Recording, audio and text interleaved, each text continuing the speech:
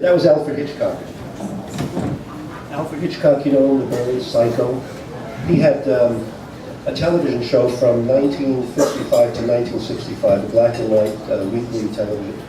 Weekly or monthly? I'm not sure. Weekly. Weekly? Thank you very much. And check, this is my checker here. Get your Google in.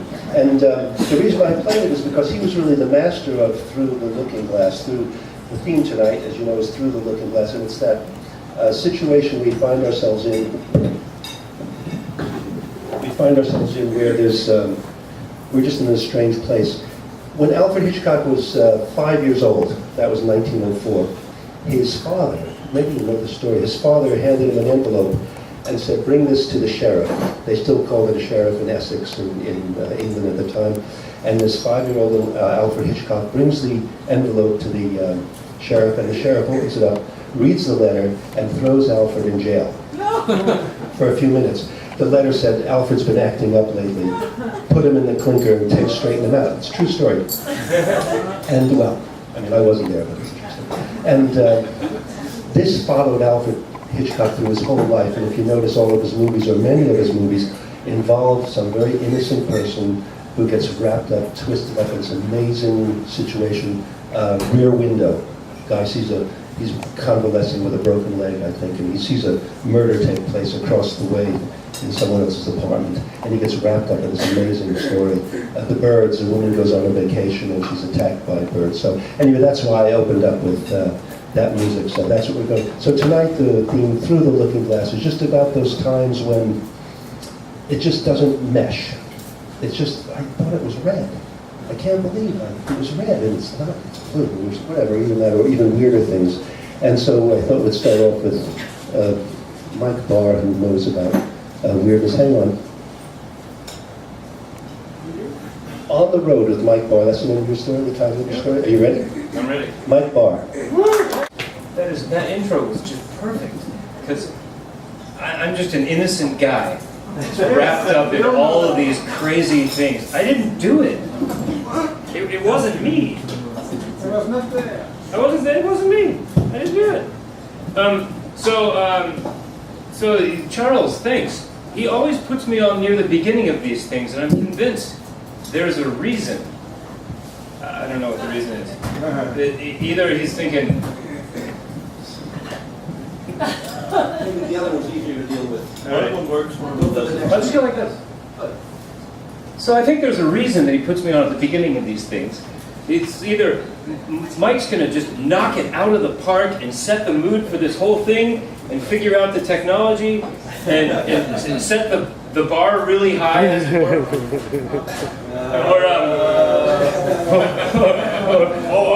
Or he'll put everybody at ease, and then it'll be easy for everybody else. You know, you can't. It's got to improve from this. And well, I don't know. There is a reason, though. There must be a reason. But here I am anyway, and I'm glad that he does it, because I mean he puts me on near the beginning, because otherwise I wouldn't enjoy the rest of the night. I'd be sitting there thinking and getting worried about it. So here we go. So the theme about Through the Looking Glass. He sent me an email and said, so can you keep it around 10 minutes, and can you tell a Rashomon-esque story? And so, being the cultured guy I am, I went straight to Wikipedia to figure out what in the world he was talking about. I kind of knew that was a movie, and you know, I'm not really thick, but I had to kind of look at what that means, and what that means is that different viewpoints can be equally valid, as it were. Like it's not, you know, opposites aren't necessarily mutually exclusive. So I was thinking of this story that I wanted to tell anyway, because this is about entertainment, so I'm going to entertain you at my expense. And I'm going to tell you about a day that I had a long time ago. And here, I'm going to read you the subtitle of my story. It's On the Road with Mike Barr, Adventure or Folly. Our hapless hero drives across the USA alone for the first time, running out of gas, careening off the highway, locking himself out of the car without shoes, and so on. Years later, this will be framed as living by his wits, when the actual truth is more like boy man bumbles from one farce to another. So this is a farcical kind of story, but at the time, this was like I said, it was my first time driving across the country. And so I like this storytelling device you see in a lot of movies or books where they kind of start the action right in the middle, in the exciting part, and then they backfill all the things that brought you up to that point and then go on forward from there. So I'm going to do that, okay? So there I was, sliding sideways in my Honda Accord at 70 miles an hour off the highway. And my first thought was, how did I get here? And then my second thought was, I'll figure that out later. I need to do some Dukes of Hazzard stuff and make sure this doesn't flip over, because flipping the car over always looks bad in movies. So like this a little bit, and I wrestled this thing off onto this is in this big, long, flat highway like they have in kind of Texas, New Mexico and stuff, and it was just straight and flat, and you can do no wrong in this thing. So anyway, I pulled it off into the median, and I was also sideways. There was this big, huge dust cloud, and people were stopping to see what in the world was going on, because there's nothing around it. It's not like there was anything to run into. I was just by myself on a big, flat, straight highway. And so the how did I get here part, I pieced it together, and of course I'm driving down the road, I'm full of independence, I'm in my 1986 Honda Accord, 5-speed, just free as a bird, driving across the country all by myself. And of course I was like eating something and drinking something and smoking something and playing with the radio and thinking about something and daydreaming about something else.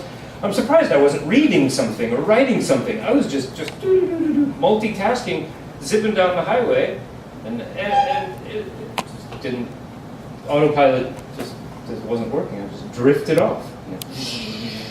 And so I come to a stop, and like a pilot, when the pilot, before he goes on and flies the airplane, he walks around and checks everything. So I got out of the car and walked around and looked and made sure everything was sort of in order, and dusted myself off and kind of relaxed. And everything was okay. So I got in the car, drove a little ways up the road, stopped on the side of the road, and applauded myself for fantastic driving skills, because nobody else could have kept that thing on the road. Or upright. Yeah, it wasn't on the road, that's right. And so I stopped, and I had myself a little picnic. I spread out my picnic blanket, and I was basking in my independence, and probably had a little nap, and just, what a fantastic thing. I'm doing it. This is working out great. And then I went back to the car, and the tire was flat. And so, of course the tire was flat. So I've never changed a tire before. I mean, I didn't even know where the spare tire was. So I took everything apart and found one of those little donut, half-inflated spare tire things, and got the instruction manual, because I can read directions. And then I changed the tire. I'm doing it. I'm doing this thing. Changed the tire, and then cruised down the road a little bit, pull into the first little town I find, and found the mechanic, who was kind of a Harley Davidson guy. Never saw a foreign car in his whole life.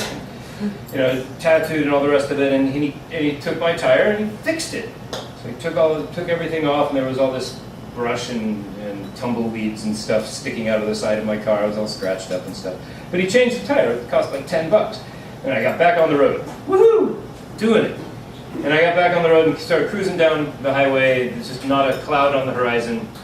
Oh, there were clouds on the horizon. They were like those Georgia O'Keeffe clouds that sort of recede into the distance. And this is kind of near the Texas-New Mexico border where I was.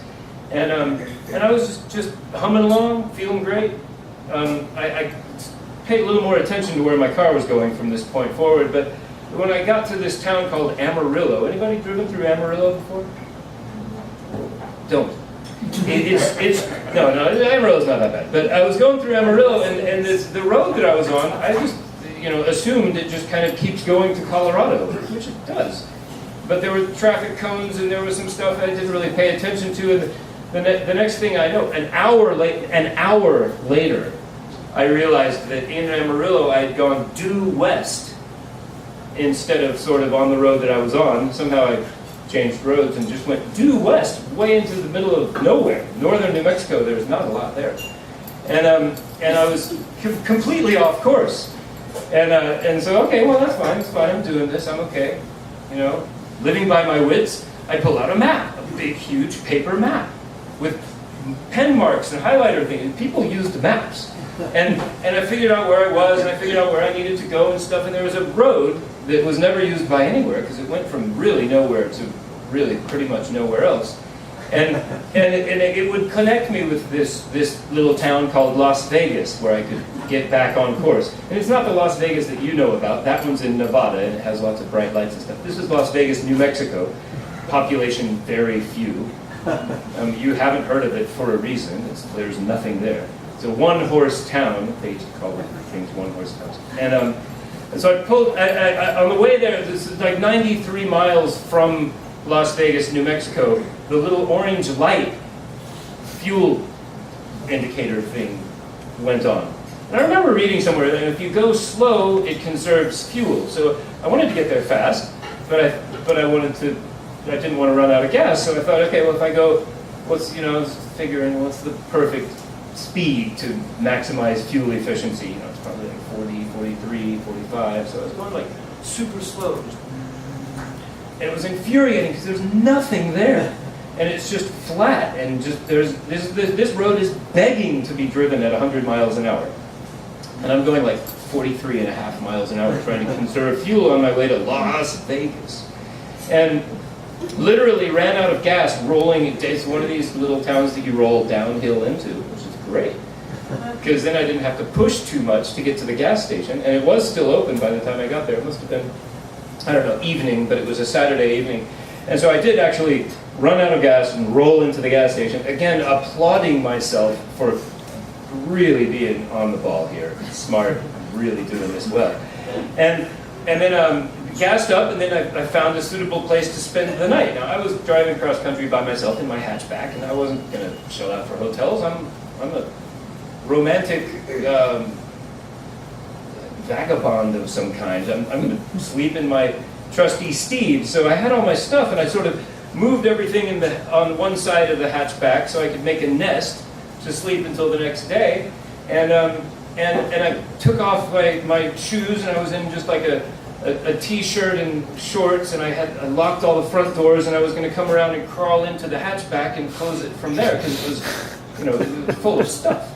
But the hydraulics on the hatchback, because of the humidity of northern New Mexico, they weren't holding very well, and the hatchback just went and closed, and then I had nothing. I was barefooted, and I had no wallet, and I was in Las Vegas, New Mexico, and it's Saturday night. There were drunken natives all over the place, troublesome-looking people, and it was a weird thing, because I'm walking around, hey, can you help me break into this car here? I need to break into this car. And the police wouldn't do it for liability reasons. And this security guard guy I found pointed me in the direction of a bar and said, you could probably find somebody to break into your car over there. And it didn't take very long. I found this guy really easy. Hey, yeah, I'd love to break into your car for you, no problem. And so I take him back, and then I think that also cost like $10 or $12. So I fixed the tire on the cheap. I got broke into my car. That was really easily done.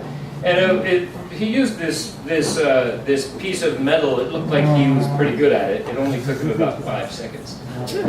Jimmy this thing, and it broke the locking mechanism on my car. So from then on, it was one of these cars where somebody has to lock it go around and unlock it from the other side and all that stuff.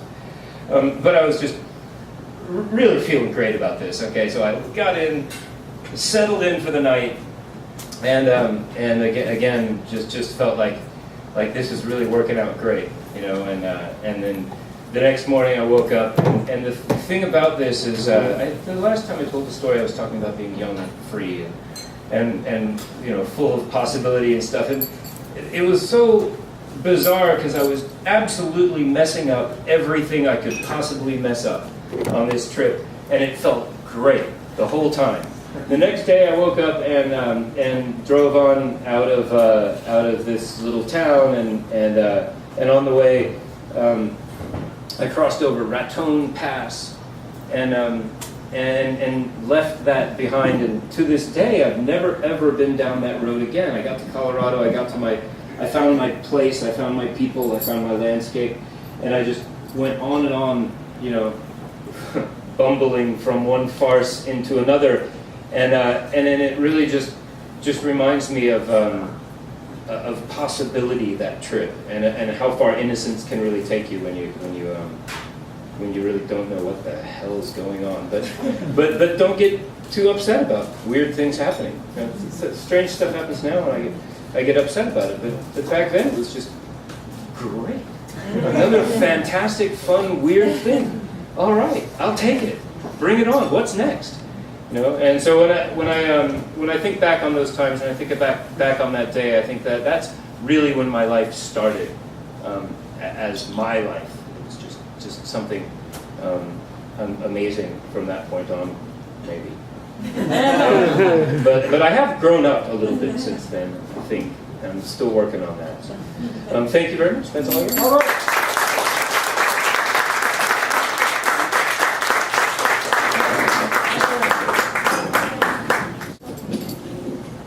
To answer your question, the reason I put you up first is because you always wake us up. You've got power this time.